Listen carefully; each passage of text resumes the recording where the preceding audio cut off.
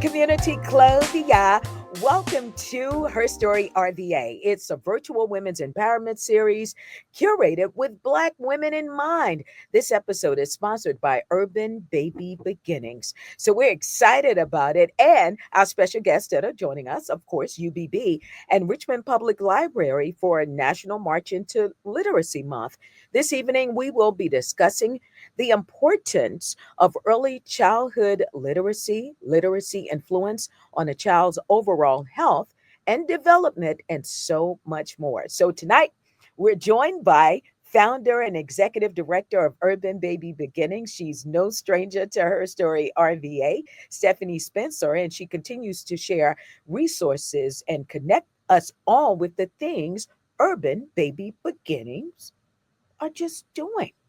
And next, we're excited to introduce to you Katie Heslop, who will be joining us tonight with very important discussion about childhood literacy. And I think it's so important for us to start this conversation. So, Katie, I want you to talk a little bit about you. How are you? Sure, thanks for having me. I am the early literacy coordinator at Richmond Public Library, and I've been working in libraries, specifically with children in libraries, for over 10 years, up in Fredericksburg at Central Rappahannock Library and with Henrico Libraries as well. So I'm very excited to be here. Also, on a personal note, I have a 3-year-old of my own. I'm also due with my second child next month, so I'm very into early literacy and how to make it accessible for families.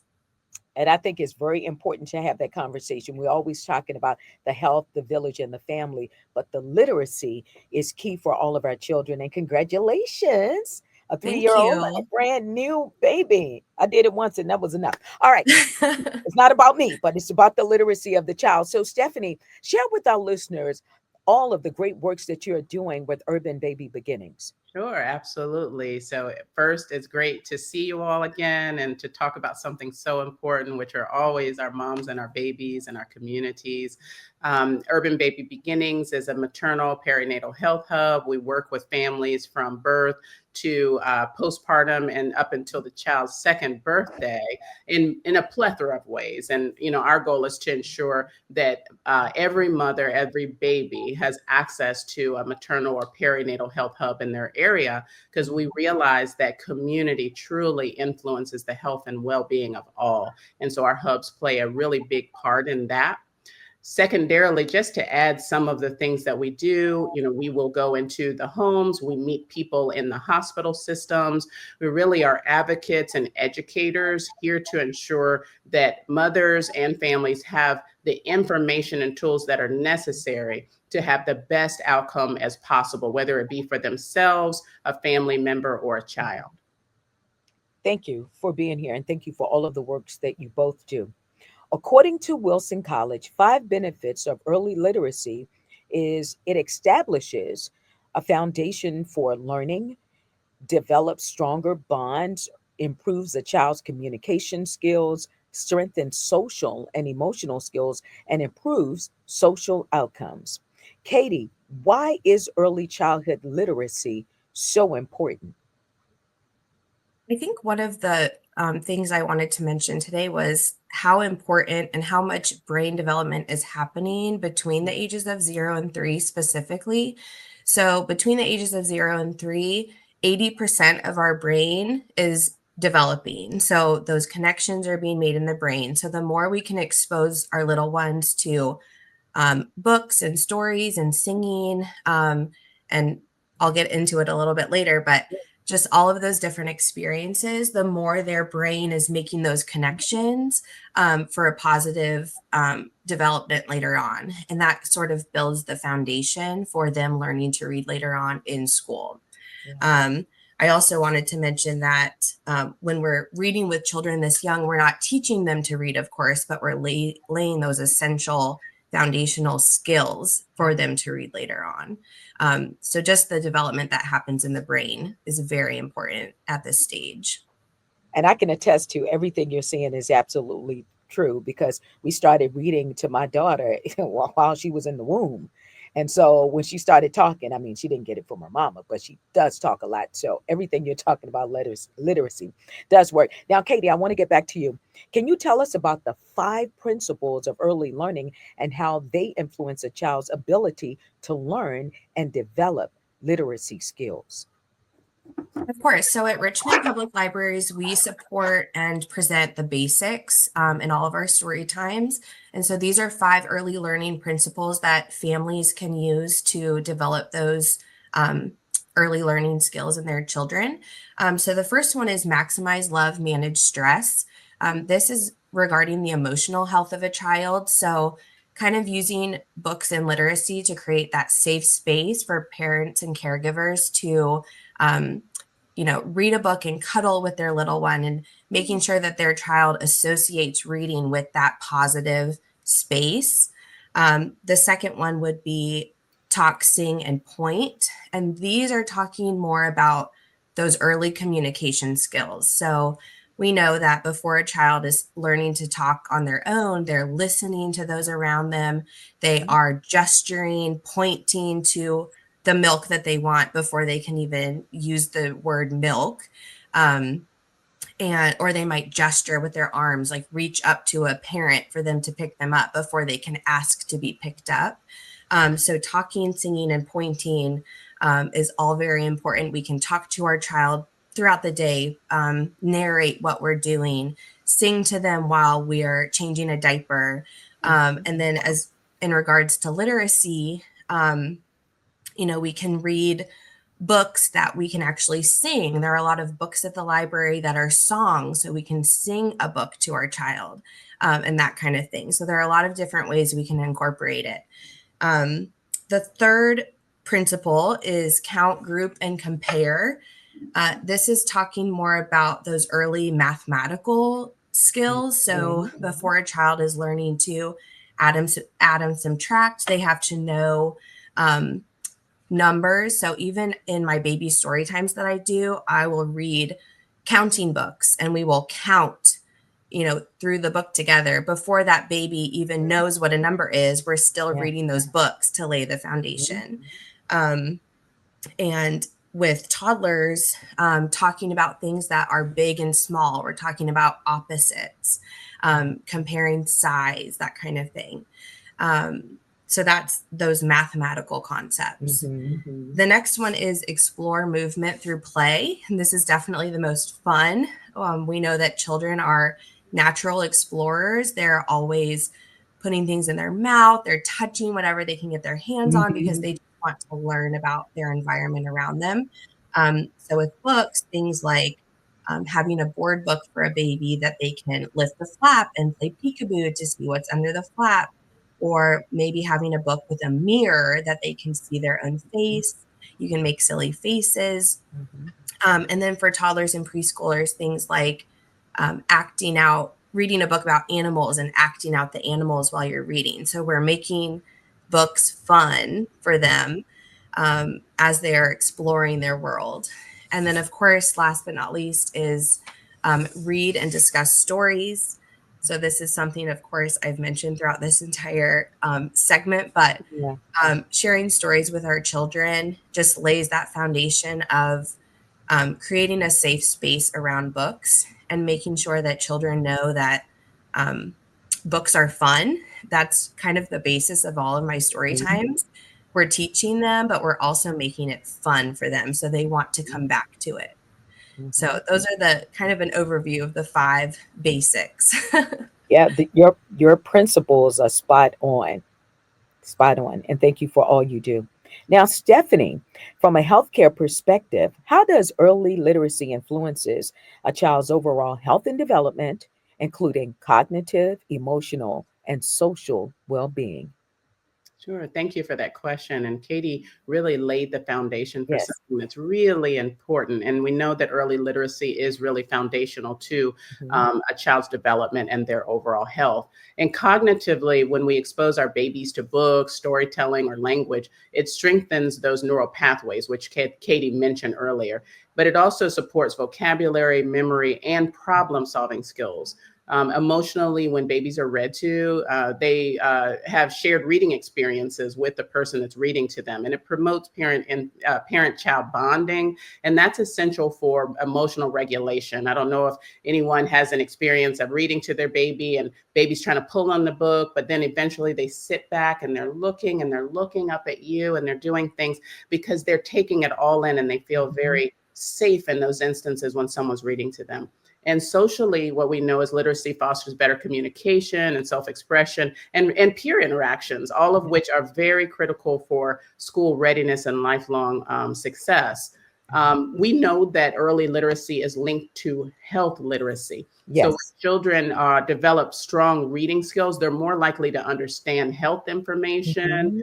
They're more likely to understand what their provider is advising and to be able to make co-decisions related to what's best for them and their baby, and also to adopt healthy behaviors later in life. And we often see this challenge in our health systems because we say, you know what, you're talking to someone in medical terms, and you've got to change that to, to make sure that folks understand what is being said. And so by promoting early literacy, we're also promoting that ability for that conversation to really occur successfully. Yeah. And what we know is that when we are excessively placing babies in front of screens like the TV or the iPad and things like that, that it interferes with these benefits, and it reduces verbal interactions, it limits their attention span, and it affects their sleeping patterns. And what we know is that a literacy-rich environment, which is one where the baby is read to, spoken to, sung to, held, and all of those things are happening continuously, and that they're free from excessive digital distractions, that we can support early and healthier emotional and cognitive and social development. This is so true, Stephanie. I'm thinking about my daughter. She's 18 now, and her in the high chair, and we're having a conversation. She's looking and she's excited. So I was like, how was your day? So where are we going today? What would you like to do? And she and excited about it, the conversation, even though she couldn't talk at the moment. But I think it's so important to have this literacy. And this is a very important conversation tonight for the health and wealth of our children, who will be our legacy.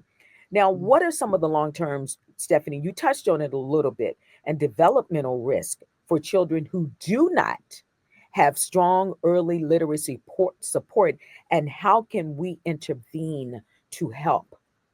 Absolutely. Children who lack early literacy support often experience lower academic achievement.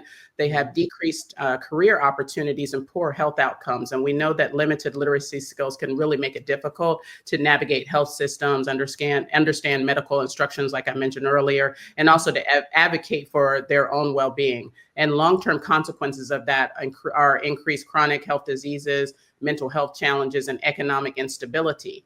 And this is something that what we're seeing is, when children are getting into kindergarten, they're supposed to know their numbers and letters, their colors, they're 5. So, tying their shoes, knowing their address, their name, things like that, they're tested on, and children are arriving into school not knowing this. And a barrier to early health literacy today is really excessive screen time in infancy and toddlerhood, and the reliance on electronic devices to do what we should normally do. So studies show that prolonged exposure to digital media before the age of 2 can delay language. It can shorten attention spans, which I mentioned earlier. It reduces parent-child interactions, which are essential. Some of the things that we can do are singing to our babies. I'm a horrible singer, but I sing. Limiting passive screen time. I realize, and we all know, because I'm a mom as well. I was a mom of 3, but I was also an early childhood provider. So I was a licensed day home in the state of Virginia. And so I had 12 children with the help of an assistant that were running around doing all kinds of things. And so we realized that it is very difficult to manage that when you have something to do. And the first thing that you do is you get ready to pick up something digitally to give to your child, and then they'll just sit or they'll watch. But the reality is that babies need to hear, feel, see. They'll see them touch on your face, your lips, all kind of things. You'll see their lips move, and you do the same thing. It's naturally done. It's how we teach language to babies. And so some of the things that we can do are reading aloud, We can promote interactive play. You'll see Mhm. mothers and others when they see a baby, they're, oh, baby, how are you? What are you doing? And all of a sudden their mouths are Yeah. shaking in a different way. And then all of a sudden you see that baby sticking his tongue out and wiggling because they're trying to say something. And these are breakthrough moments where Mhm. you can work with your baby on their language. There are Mhm. programs. So, we have in general, we have a lot of programs. One is, yes, going to the library, but going for reading time, going for playtime. Children learn through play and they watch others and they learn, oh, they're speaking, they're saying something, let me say something. And so there's Read Aloud, there's a Dolly Parton Imagination Library to get Yeah. access to books. Mhm. There's home visiting programs that have early childhood educators and parent educators who can come into the home. But there's also a lot of things that just families can do, right? When every time you see a baby, you should go up and you should talk to your baby that's in your family, should go up and talk to them. You have to be careful about going up to children that aren't yours, but you get what I'm saying. Like, when you see a baby in your Mhm. family, go over there and talk to them, let them know that they're important, Yeah. use appropriate language. So, thinking about full sentences, full words, not slang. These are things that help No baby talk. No baby talk. talk. Like I remember Teletubbies was a thing and I hated it because Teletubbies didn't talk. They did not speak. And so, those are things. And, Yeah. we want to make sure we integrate literacy at all times, even into our pediatric care. It helps to Mhm. reinforce the importance of early reading habits. And additionally, encouraging caregivers, because often the mom and the dad are at work and there is a Mhm. caregiver that has to take care of that Yeah. baby. And Yeah. we want to make sure that all caregivers are spending time singing, talking, and pointing out words in everyday life, and make sure that our babies are learning at all times. Stephanie, you're spot on. And you also mentioned Dolly Parton's Imagination Library. I want you to expound on that, Katie, and other programs that are available for literacy. Yeah, so Dolly Parton's Imagination Library is a great program that's completely free. It's not based on income or anything like that. It is available to City of Richmond residents, I believe Chesterfield, and then Henrico newly just rolled out the program as well. But this is a program where you sign up online, and I can link that link as well. But the children get books mailed to their doorstep every month.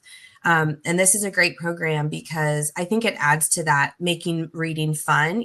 Getting a book in the mail is exciting. Children don't get a lot of mail. So to receive a book in the mail every month, that's a new story to read with their parent or caregiver, is really exciting for them. And then just the fact that it's free is great for the parents. And I also wanted to mention that it's based on developmental age. So if it's for a baby, it's a different book than if it's a toddler or a preschooler. So they get different books depending on how old they are. So it's a really great community resource. Mhm. All right. Thank you. I also wanted to mention there is one more resource I wanted to mention as well. The basics that I mentioned earlier, the 5 early learning principles, they also offer a text messaging service that's free to sign up for. That's another link I can include here. This is called Basic Insights. And so a parent can sign up for these text messages. They'll get a couple messages a week, and it caters to the age of the child, but it will give you some science-based activities or principles that you can use with your child. So Mhm. it will just give you like a tip of the week that you can practice with your little one. Like, for example, I have it for my daughter. So it will say something about, playing I Spy.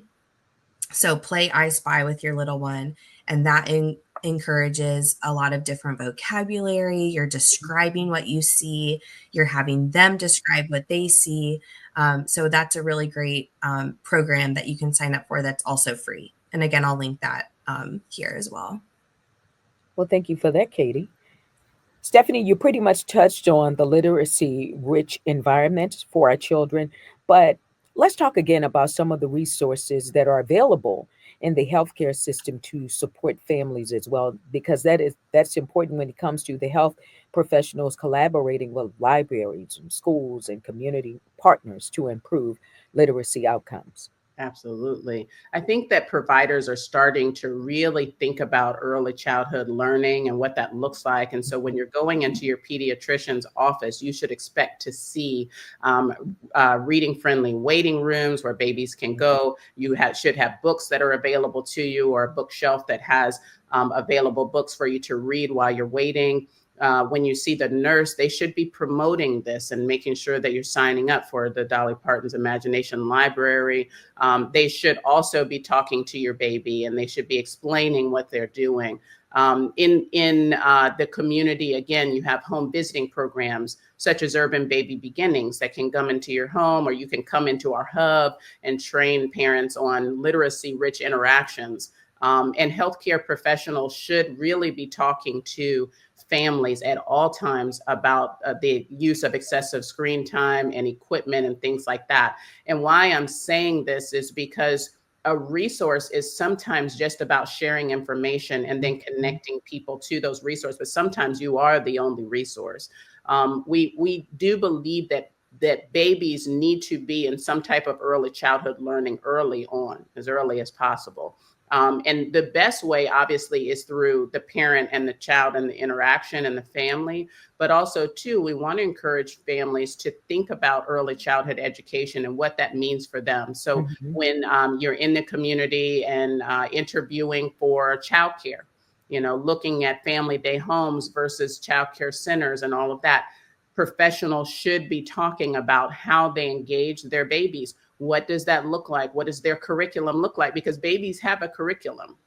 I think also the other thing that's extremely important is storytelling, looking for story time, going to Barnes and Nobles or the library or all the places that do this. This is something that we have to take very seriously.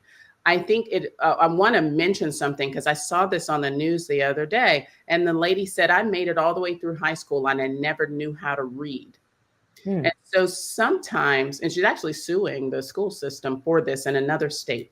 And sometimes we also, as parents, need to improve our literacy skills to better improve our literacy skills for our children. And for me, like my grandmother, she's no longer here, but she could not read.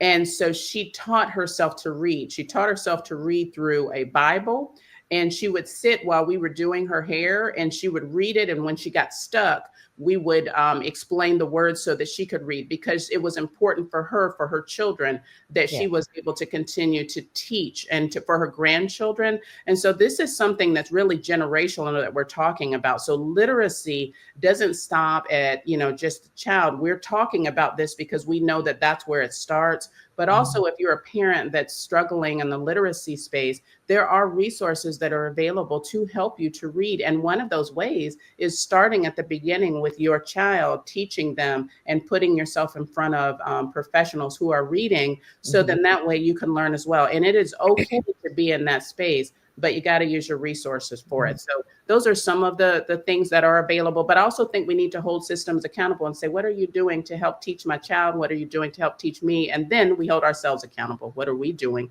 with one another to make sure that we have high literacy so that we can have better health outcomes as well? That is really good, Stephanie, and thank you so much for sharing that. And we have mentioned public libraries. They offer free books, story time sessions, and other literacy programs. Now, Katie, how do you have to have a library card and attend these programs, and how beneficial are they to our child's literacy development? So you don't have to have a library card to attend story times. But I highly recommend getting a library card if you don't have one already. At the City of Richmond, we offer story times at all of our locations. But if you do have a library card, going off of what you just said, Stephanie, I think it's really beneficial for the children, but also for the parents, because at the library, we don't just cater to the children. We have a variety of resources for all ages. So even if a parent has older children in elementary school, teenagers, we have a lot of programs going on for them as well. We have a lot of resources for adults. So it doesn't just stop at the babies. But of course, that's what are what I'm specialize in, but we have a lot of things going on at the library. So I highly recommend a library card to get access to some of those online resources. Things like ebooks, e-audio, listening to an audiobook in the car is another great way to, like for a children's audio in the car is a great way to incorporate those stories kind of in every day. But I also wanted to mention, sorry, I just blanked out, but all of our youth librarians can have also have resources for the community. So if a parent has a question about what they might need, asking our youth librarians for their ideas on either book recommendations or just other resources they might need in the community. Our youth librarians are there to help with any kind of family resources. So that's another great reason to come to the library. But in general, it's also a great place to find community. We have a lot of families that come to our story time. So if you're looking to connect with families in the community who have children the same age as you, then that's another great way to kind of find those other members in the community. So there are a lot of great things to do. Well, that's good, Katie. Thank you for sharing wealth of information tonight for our children's future, starting right now. Stephanie, can you explain how maternal health during pregnancy, such as nutrition, stress levels, and prenatal bonding, affects a child's brain development and later literacy skills? Absolutely. So, when you go to the doctor, just in general, they should be talking about your health and well-being. They're talking about, what's your vitamin D levels? Let's look at this. Let's make sure you're taking a vitamin and how are you eating and things like that. And they're trying to set the stage for what it looks like when you do become pregnant and have a baby. And nutrition is really essential. Things like folic acid, iron, and omega 3 fatty acids support fetal brain growth and cognitive function. When moms are low in folic acid, it has drastic effects on the pregnancy. Stress levels, chronic stress, but more specifically, can increase cortisol levels. It can impact a baby's ability to self-regulate their emotions and learn language efficiently. But also, too, chronic stress levels can also cause preterm birth. And we know that when babies are born early, they have to catch up to be able to achieve many of the things. And they do, but sometimes it's really a rocky road. And so by addressing nutrition and stress levels, we can make sure that our baby is healthy as possible. We also know that prenatal bonding can't occur, and also during the, prenatal, because as you mentioned, Clovia, you were reading to your baby in the womb, and babies recognize and respond to voices in the womb. And I often tell mom and dad to play a game with their baby to see if the baby will kick when dad comes to the belly. Yeah, she did. Yep. Some moms will take their headphones and they'll sit there with the baby, and the baby's listening to opera and things like that. And we know that babies do respond. I was looking at a picture online where a baby was smiling. They say it's a reflex. I say it's a smile. And the dad had come up to the baby, and the baby smiled on the mom's chest. And so we know that when mothers, dads, and others talk to, sing to, and read aloud during pregnancy, it helps to build those early neural connections that support future literacy development. And again, it's still the same thing. Limiting screen time during pregnancy really encourages more verbal interaction and bonding, because once you are connected with your baby, because remember, you got two hearts growing, it's yours and the baby. We know that reinforces early language development. Stephanie and Katie, thank you so much for being here. And I'm just thinking about when I used to, I love music, all genres of music, and I would listen to some opera, and then I would listen to Sheila E., who was a drummer, and lots of bands. And my daughter is a drummer, and it started at birth. She would get out and she's chipping paint on the wall. But it's so amazing of the things that you're talking about, and how it's not just fact, it is truth. So it's an honor to have you join us this evening. So we're going to be closing out shortly, and I have a question for the both of you. For parents and caregivers who feel they don't have enough time or resources, what are some simple everyday actions they can take to support their child's early literacy journey? That's one. And then the final question: what are some simple ways new mothers can incorporate reading and storytelling into their daily routines with their babies? Let's go, Katie. Sure. So as a working mom, I'm working 40 hours a week. I have a child and another on the way. I can completely relate to those who feel like they don't have time to incorporate some of these things. It can feel overwhelming. So I would say, inherently in the basics that I mentioned earlier is they're basic. They're very simple. They're quick things we can do with our little ones. I would say the most important would probably be incorporating books into a bedtime routine, because that is, to me, kind of the most accessible. You're already doing a bedtime routine, so make sure you're having a story in there. Once you're incorporating it into the bedtime routine, your child will recognize the storytelling as a very comforting space, and they'll start asking for it more. They'll want it more. So I would say reading a book at bedtime would be a really easy way to start incorporating stories. Um, and I also wanted to mention, like, as a parent, we're our child's first teacher, we're their first influencer. So just looking at what you're doing, if I'm on my screen all day, if I'm looking at my phone constantly, my child will want to look at my phone or look at a screen constantly. So just being aware of what you're doing, what your child's seeing you doing, is really important, and making those small changes to influence them. And so we have mothers that they can incorporate it as well in the reading. And you did say you stressed that enough at bedtime, because a parent Mhm. or parent will be there at bedtime in most instances. So that's very good. Mhm. And we want to follow that up with you, Stephanie. Yeah, I think, again, having been an early childhood provider, I realized that you have so many instances where you're engaging with your baby, but you're doing it from the perspective of, I've got this to do. So, as an example, I'm a sing-songy person with children all the time. And so I incorporate singing songs, nursery rhymes, talking and narrating what I'm doing. I'm putting on your socks. I'm putting on your socks. Look at the white sock. I'm going to put it on your foot. And we do these things, and then they're looking and laughing. And, when I'm in the grocery store, I'm explaining. It's like how you get on the phone and you've got your headphones and somebody thinks you're talking to yourself, but, I'm Yeah. talking to the baby. So, things like I'm in the grocery store. Ooh, look at these peas. It's Do like, you think we should try ooh. the peas tonight? Or look at that red sign, or I think we should eat noodles today. What do you think? And they Um, start clapping. yeah, and you start doing things like that. Or when you Yeah. have something like a hardboard book, because babies can tear up some books if you don't get the hardboard books when they're young. Yeah.